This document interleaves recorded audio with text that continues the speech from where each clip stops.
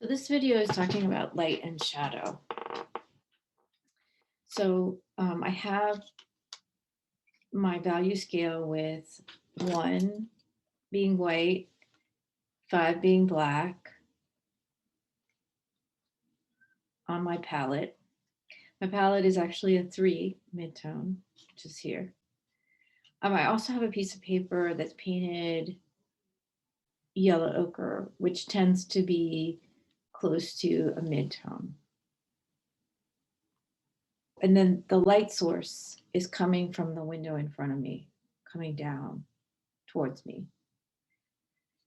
Okay, so when you take this piece of paper, which is a plane, and you start to manipulate it in relationship to the light source, you're going to see some interesting things happen in terms of value. So the planes that are parallel to the light will be a midtone. So the light is coming in through the window, hitting this plane directly, midtone. When I start bending that plane and moving it,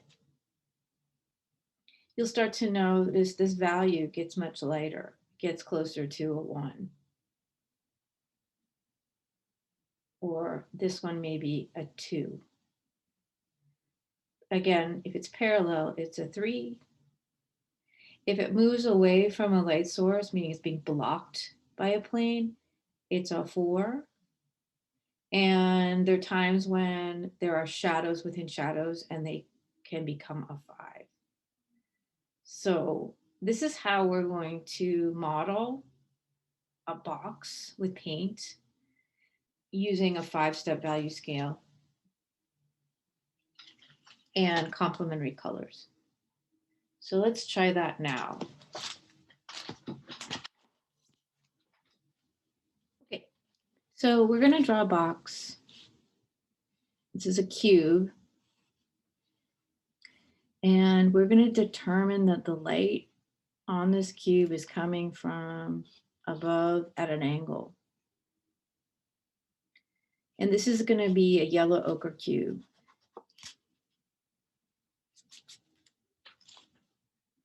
It's also going to be sitting on a blue piece of paper.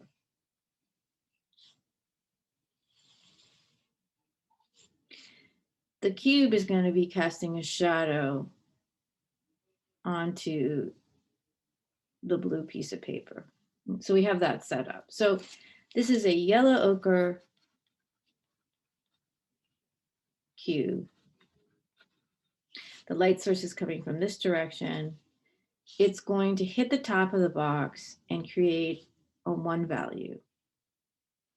It's going to slide past this side, this parallel side to the light beam and become a 3 value.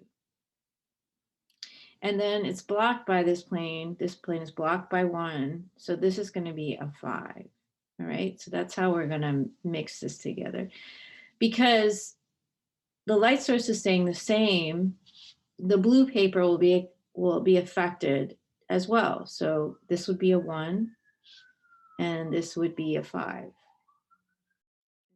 We know that yellow ochre right out of the palette is a midtone. So we're going to use that to our advantage and call the side of the box, which is the parallel plane to the light,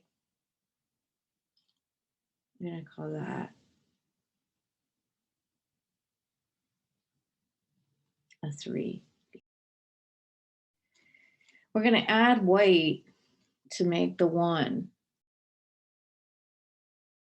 To make the shadow side, we're going to take that yellow ochre and mix it with the complement. And you can look at the color wheel here to see that the yellow ochre is across the violet. So we can use that as our complement to darken the yellow ochre into a shadow. Okay, so that is your basically using complementary colors to create the light and shadow. The next thing I want to do is paint the piece of paper or the table that it's on blue. So I'm going to and call my tabletop ultramarine blue. Now, ultramarine blue is a pretty dark color, probably a 4 or a 5 on the value scale. So in order to make a 1 in blue, you have to add a lot of white to it. So we're going to do that.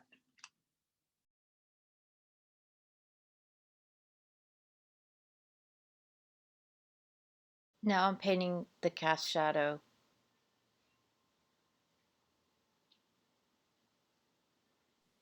Let's try a red box.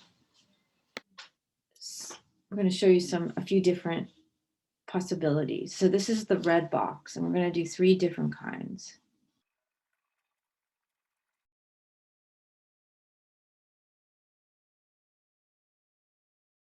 So make a 1. And then I'm going to make my shadow with the complement. So the red plus jade green. For this box, I'm going to make the shadow with black. So we can see how that works. Black is a very powerful pigment, and really overpowers the red right away.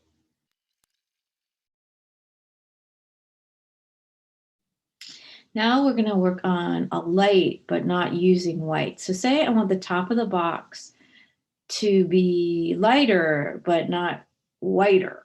So in this case, you have a box that has a red with white in it, which makes it look cooler, gets bluer than the side of the box. So what if I want to keep the same temperature of this?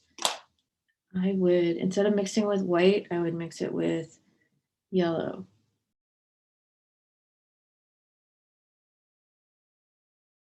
Let's use the acid blue for the shadow. So that gives another effect. So a warm light, warm shadow. This has a cool light and a cool shadow. This has a cool light and a warm shadow. Here's the process using glazing. I put a yellow wash over the entire yellow box. It's going to be sitting on a yellow ochre piece of paper. I let that all dry, and then I glaze over the areas with a mixture of yellow and purple to make my